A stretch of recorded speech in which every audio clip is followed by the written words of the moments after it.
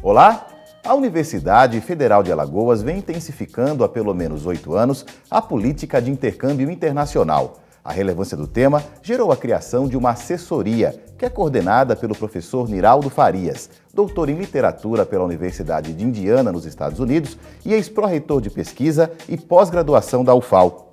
E é sobre a troca de experiências acadêmicas com outros países que nós vamos falar hoje aqui no Conhecer. Tudo bem, professor? Tudo bem, Cleiton. Professor, por que essa política ganha uma dimensão nova de 8 anos para cá? Qual é o fato novo que acontece? Bom, é a política federal, do governo federal, na primeira gestão do governo Lula, e lógico, o Ministério, juntamente com a Andifes, que é a Associação dos Dirigentes das Universidades Federais, decidem começar uma sistematização da política de internacionalização das universidades, né? Anteriormente havia uma coordenação, toda instituição federal tinha uma coordenação de cooperação internacional que funcionava, na maioria delas, na Pró-Reitoria de Pesquisa e Pós-Graduação. Com essa nova política, o interesse passa a ser estratégico e esse setor passa a funcionar junto ao reitor. Os reitores ou reitoras passam a ser, de fato, os embaixadores da diplomacia universitária no mundo inteiro. Então, a política se intensificou porque também há uma pressão, né, aquilo que os teóricos chamam de compressão do mundo, né, de incluir na formação dos alunos, dos estudantes, uma experiência internacional, a chamada educação internacional. E isso afetava antigamente mais alunos de pós-graduação. Hoje, alunos de graduação também estão fazendo intercâmbio. Sobretudo de graduação. Nós temos um programa com Coimbra em que o aluno passa 2 anos lá e 2 anos na UFAL e ele sai com os 2 diplomas. A bititulação já existe em nível de graduação, que possibilita que o aluno com 2 certificados, um de um país, outro de outro, tenha novas possibilidades de trabalho no mundo inteiro. O lugar de trabalho passa a ser o mundo, não mais o país onde o aluno, o estudante vive. Perfeito. E nesse contexto a gente passa a tanto enviar alunos como também receber alunos aqui, é isso? Sim, porque o Brasil, como se fala, está na moda, né, um interesse enorme pelo país, inclusive até a língua portuguesa também tem ganhado um espaço novo, né? Eu tenho sabido informações de outros países em que os departamentos de línguas estrangeiras têm aumentado o interesse dos alunos pela língua portuguesa. É o caso da Universidade de Colônia, na Alemanha, da Universidade de Roma, La Sapienza, que acho que o português já é o quarto idioma mais procurado, embora o inglês seja de fato ainda a língua dominante, digamos. O latim da nossa época, digamos assim. Somente no meio científico, né, professor? Exatamente. Nas publicações e na comunicação internacional ainda é a língua predominante.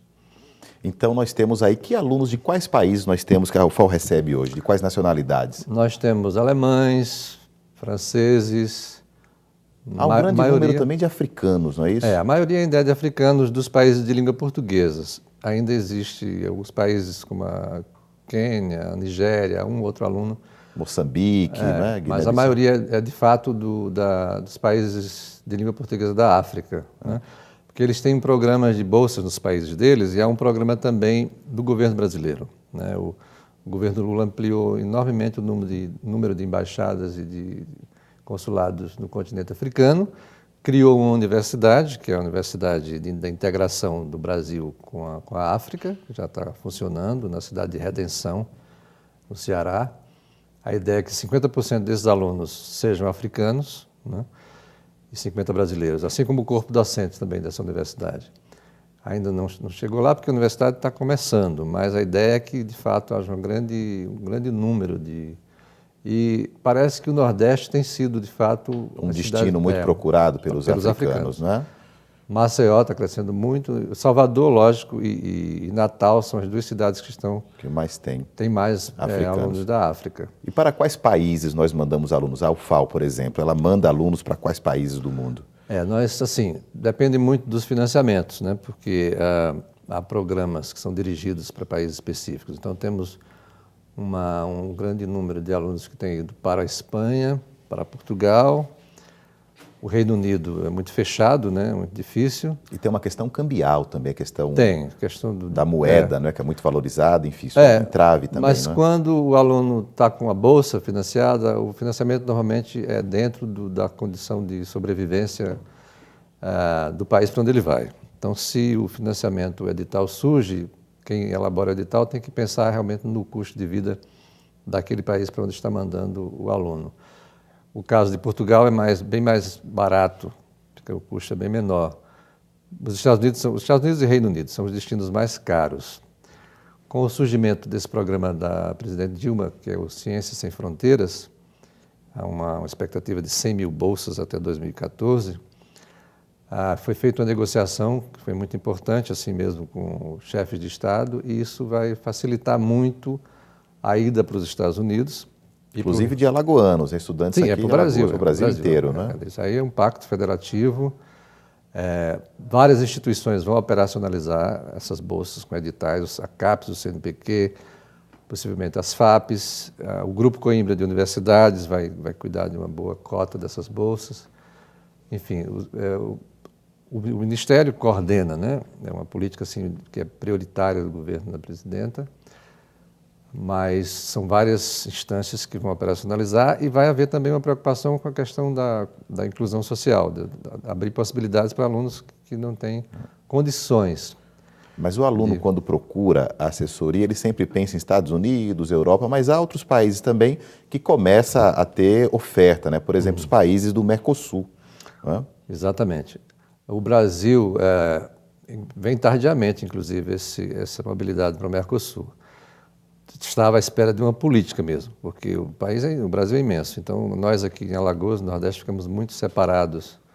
A costa leste do continente fica muito distante dos países do Mercosul, os países latino-americanos em geral.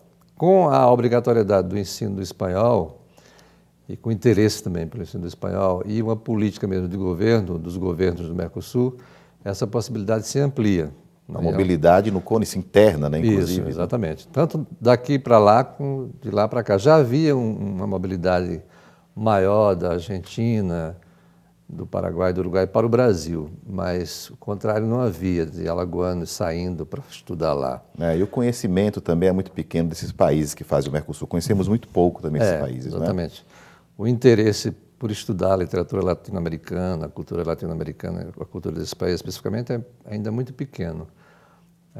Mesmo com a África também. Eu acho que o governo Lula criou também uma universidade de integração da América Latina. Da América Latina, que fica em Foz do Iguaçu, também que já está em funcionamento, pensando exatamente que na diplomacia brasileira havia essa lacuna, esse problema histórico. Né? Histórico, com a herança nossa africana, que a gente precisava ter. Ainda é muito difícil com a África. Para você ver, não há um voo assim, direto, não há uma companhia brasileira que vá para a África. Que opere com regularidade com o continente africano. E os voos são caríssimos também. Caríssimo para ele. Nós não conseguimos fazer, assim... Existe uma associação, que é a Associação das Universidades dos Países de Língua Portuguesa, e essa associação envolve todos os países africanos. Isso ajuda muito. Mas precisa de mais dinamismo nesse de mais incremento, né? Mais incremento. Professor, vamos fazer um pequeno intervalo. Daqui a pouco a gente volta com mais um pouco do professor Niraldo Farias, falando sobre essa política de cooperação internacional na UFAL. Conhecer, volta já, não saia daí.